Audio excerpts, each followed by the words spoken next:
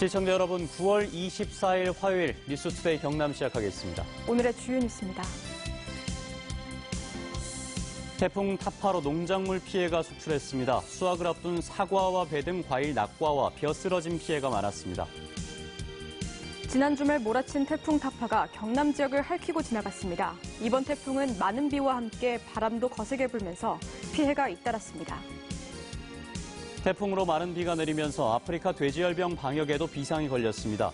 자치단체와 농협, 군까지 일제 소독에 동참하고 농가에선 빗물에 씻겨간 생석회를 다시 뿌리는 등 안간힘을 쓰고 있습니다.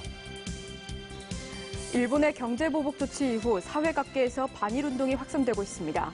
창원의 한 고등학교에선 일본의 역사 왜곡을 제대로 알리기 위한 특별한 수업이 진행됐습니다.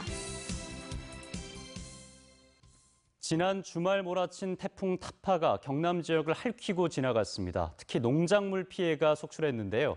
수확을 앞둔 사과와 배 등 과일들이 떨어졌고 벼 쓰러진 피해도 많았습니다. 신동식 기자가 취재했습니다. 경남 거창군 고제면의 사과밭. 나무는 뿌리가 뽑혀 쓰러지고 수확을 앞둔 사과는 바닥에 나뒹굽니다. 떨어진 사과가 너무 많아 피해 지나다니기도 힘든 상황입니다.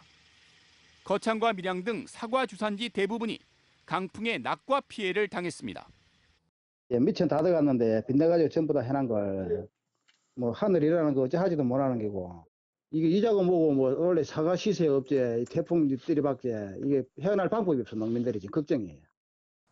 과수원 바닥에 수확을 앞둔 배가 봉지째 떨어져 있습니다. 태풍 링링에 이어 2주 만에 다시 태풍 피해를 당하면서 올해는 건질 게 없습니다. 올해는 농비도 안 나고네요. 약값 오고. 약값도 비싸지. 인건비도 비싸지. 노랗게 익은 벼가 강풍에 쓰러져 논바닥에 누워버렸습니다. 사람이 들어가 벼를 일으켜 세워야 하지만 일손이 없어 손도 쓰지 못하고 있습니다. 마을 전체에 벼 쓰러진 피해가 발생한 겁니다. 조금 쓰러졌을 때는 군인 아저씨들이 와서 이걸 비를 묶어줬거든요. 이제는 그러지도 못해요. 이게 뭐 한 판 두 판이라야 하지요. 뭐 엄두도 못 내는 거예요. 경상남도는 과수낙과 416.5헥타, 사과나무 쓰러짐 52헥타, 벼 쓰러짐 174헥타 등 모두 689.2헥타에서 농작물 피해가 발생한 것으로 잠정 집계했습니다. 각 시군별로 농작물 피해 상황을 정밀 조사하고 있어 피해 면적은 더 늘어날 전망입니다. 잇따른 가을 태풍에 농촌 들녘에는 수확의 기쁨 대신 농민들의 한숨만 가득합니다. MBC 뉴스 신동식입니다. 앞서 확인하신 것처럼 이번 태풍은 많은 비와 함께 바람도 거세게 불면서 피해가 잇따랐습니다. 이어서 서창우 기자가 보도하겠습니다. 창원시 진해구의 한 아파트 신축 공사 현장. 입구 쪽 철제 펜스 안쪽이 뜯겨져 나갔습니다. 골발처럼 바람이 유혹이 생겨요. 자꾸 군대들 바람이 불이 보니까 군대들은 나가고 3층짜리 상가 건물 유리창이 강풍에 밀려 들어갔고 일부분은 부서졌습니다. 소방대원이 사다리 소방차를 이용해 깨진 유리가 바닥에 떨어지는 걸 막기 위해 안간힘을 씁니다. 해안가 주민들은 새벽 만조 시간이 다가오자 침수를 막기 위해 물막이 설치에 나서기도 했습니다. 이번 태풍은 동쪽 바람이 불어가지고 물을 좀 밀어내는 그런 상황으로서 물이 안동 걸로 알고 있습니다. 진주시 내동면의 한 암자에 고립된 시민 6명이 보트로 구조되는가 하면 김해의 한 호텔 인근 담장이 무너져 근처에서 공사를 하던 인부 2명이 병원으로 옮겨졌습니다. 사천 봉남동 당산마을에서는 두 가구의 지붕이 날아가 주민 6명이 마을회관으로 대피하기도 했습니다. 또 창원시 여자동과 영혼동 등 890여 가구가 정전 피해를 입었고 가로수와 가로등이 쓰러지거나 어선이 전복되는 등 경남에서만 800여 건이 넘는 신고가 접수됐습니다. 경상남도와 각 시군은 피해 사례를 집계하는 한편 피해 복구에 힘을 쏟고 있습니다. 이번 태풍은 많은 비에다 바람까지 강하게 몰아치면서 피해가 잇따랐습니다. 이번 태풍은 강한 강도의 중형 크기로 발달하면서 우리나라에 인접하기 전부터 비바람이 강하게 불었는데요. 지리산 부근과 남해안으로 특히 많은 비가 왔고 기상청은 태풍이 우리나라 남동쪽에 있는 북태평양 고기압의 가장자리를 타고 북상하게 되면 다음 달에도 태풍 영향권에 들 수 있다며 철저한 대비를 당부했습니다. MBC 뉴스 서창우입니다.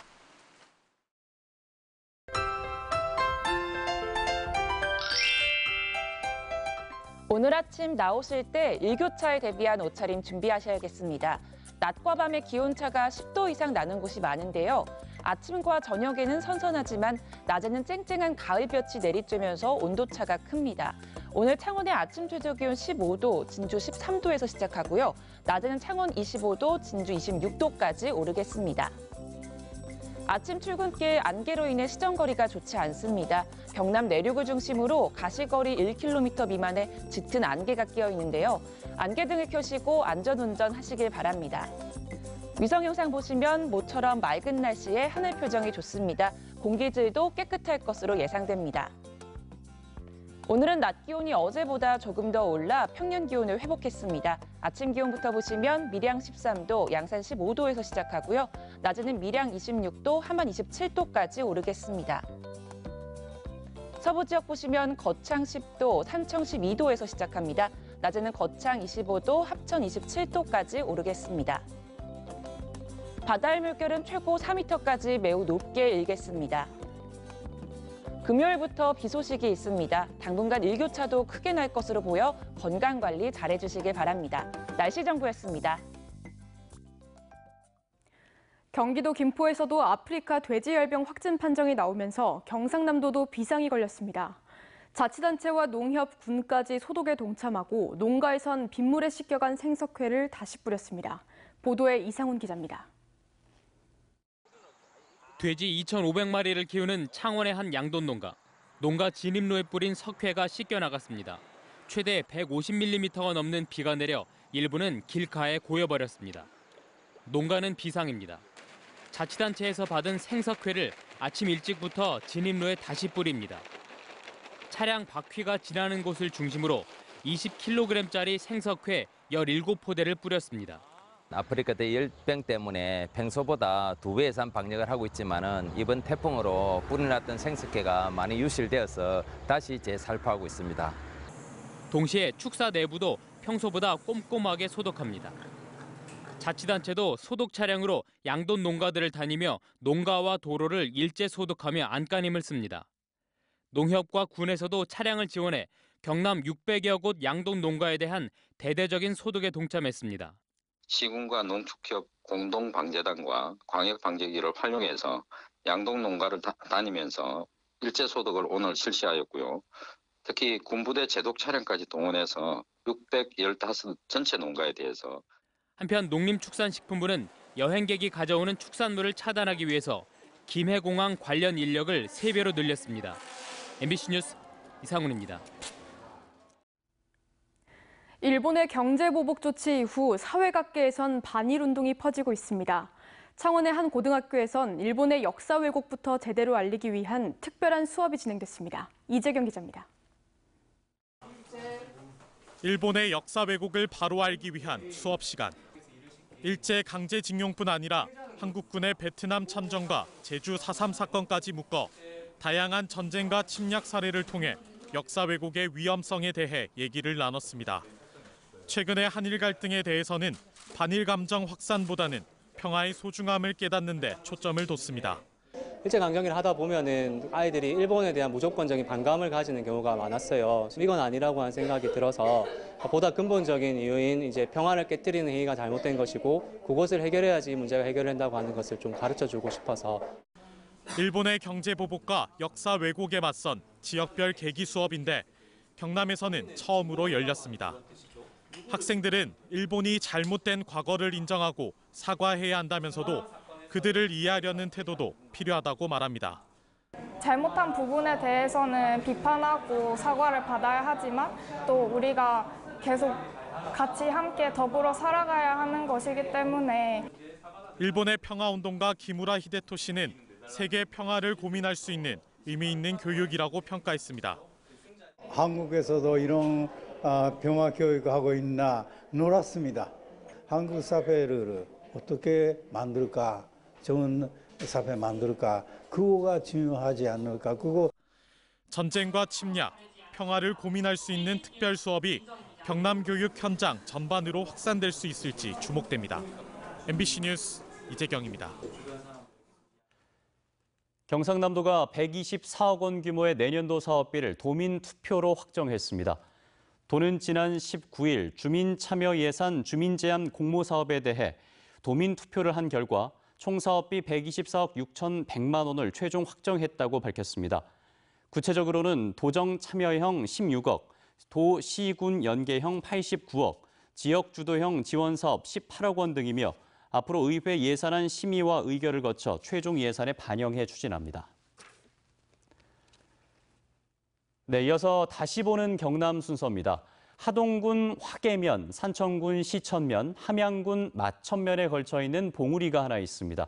바로 지리산 삼신봉인데요. 삼신봉, 그 이름에 얽혀 있는 흥미로운 얘기들을 준비했습니다.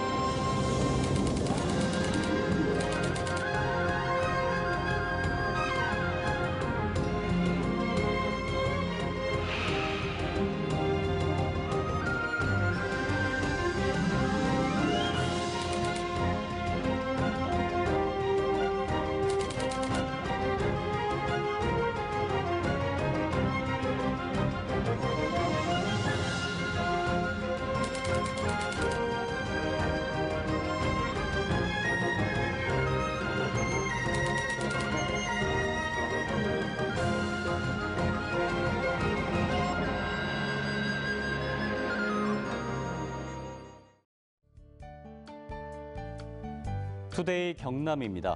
제13회 보물섬 남해 사회복제 한마당 행사가 오늘 오후 2시에 남해 보물섬 시네마에서 진행됩니다. 사단법인 참나눔과 진주 촉석 로타리 클럽의 이웃돕기 무료급식 차량 기증식이 오늘 오전 진주시 상봉동 가마못 공원에서 진행됩니다. 함안군과 39사단 평생학습센터 MOU 체결 협약식이 오늘 오전 함안군청에서 열립니다. 김해시와 전남 신안군의 자매결연 체결식은 오늘 오후 김해시 중소기업 비즈니스센터에서 열립니다. 오늘 새벽 2시 50분쯤 창원시 마산회원구 내서읍 쌀지터널 인근 갓길에 있던 SM7 승용차에서 불이 나 50대로 추정되는 운전자가 숨졌습니다. 불은 차량을 전부 태워 소방서 추산 500만 원의 재산 피해를 낸 뒤 15분 만에 꺼졌습니다. 경찰은 승용차가 도로 시멘트 구조물을 들이받고 불이 난 것으로 보고 운전자의 신원과 정확한 사고 원인을 조사하고 있습니다. 남해안 남중권 발전협의회가 내일 순천시 순천만 국가정원에서 대한민국 균형 발전을 위한 제2광문 공항 남중권 유치 세미나를 개최합니다. 이번 세미나에선 김해 신공항 확장이나 가덕도 신공항 건설 등의 문제점을 제시하고 동서통합형 남북권 신공항 건설의 필요성과 타당성 등을 논의합니다. 남해안 남중권 발전협의회는 진주시와 사천시, 남해군, 하동군 등의 경남 4개 시군과 여수시와 순천시, 광영시와 고흥군, 보성군 등 전남 5개 시군으로 이뤄진 협의체입니다. 김해시가 장유소각시설 운영에 따른 주민 편의를 증진하기 위해 친환경 에너지타운과 복합 스포츠센터를 조성합니다. 김해시는 부곡동 일대 2만여 제곱미터에 60억 원의 사업비를 들여 장유 소각시설에서 생산한 소각 폐열을 활용해 어린이 테마시설과 수변공원 등의 친환경 에너지타운을 조성하고 장유 소각시설 옆 골프장 부지에 수영장과 헬스장 등이 있는 복합 스포츠센터를 2021년까지 세울 계획입니다. 교육부의 전국 시도교육청 평가에서 경남교육청은 4개 영역 가운데 2개 영역에서 우수 평가를 받았습니다. 경남교육청은 교육의 희망사다리 복원 영역에서 공립과 사립유치원 네트워크를 구축해 교육 공동체의 소통과 참여를 통해 유치원 교육의 질을 제고한 점이 우수 사례로 평가받았고 안전한 학교 구현 영역에서도 우수 평가를 받았습니다. 진주시 의회 도시환경위원회가 진주시가 제출한 제2회 추가경정 예산안에서 시내버스 9대 증차 예산 8억 원을 전액 삭감했습니다. 류재수 위원장은 상위 미 다수 의원들이 오히려 시내버스 감차가 필요하다고 판단해 이같이 합의했다고 밝혔습니다. 한편 삭감된 예산안은 오늘부터 이틀간 열리는 예산결산특위에서 부활할 수 있지만 가능성은 낮아 보입니다. 통영시 치매안심센터가 어제 개소식을 갖고 운영을 시작했습니다. 통영시 보건소터의 지하 1층, 지상 3층 규모로 지은 치매안심센터는 진단실과 상담실, 인지 강화 프로그램실 등의 시설을 갖추고 있습니다. 통영시는 치매안심센터를 치매 컨트롤 타워로 활용할 계획입니다. 신임 경남소방본부장에 허석곤 소방감이 취임했습니다. 소방 간부 후보생 7기인 허 본부장은 국민안전처 119 구급과장, 경기도 소방학교장, 울산 소방본부장 등을 지냈습니다. 허 본부장은 취임사에서 각종 재난에 대비한 철저한 예방대책으로 도민이 안전한 경남을 만드는 데 최선을 다하겠다고 밝혔습니다. 뉴스투데이 경남 여기서 마무리하겠습니다. 함께해 주신 여러분 고맙습니다.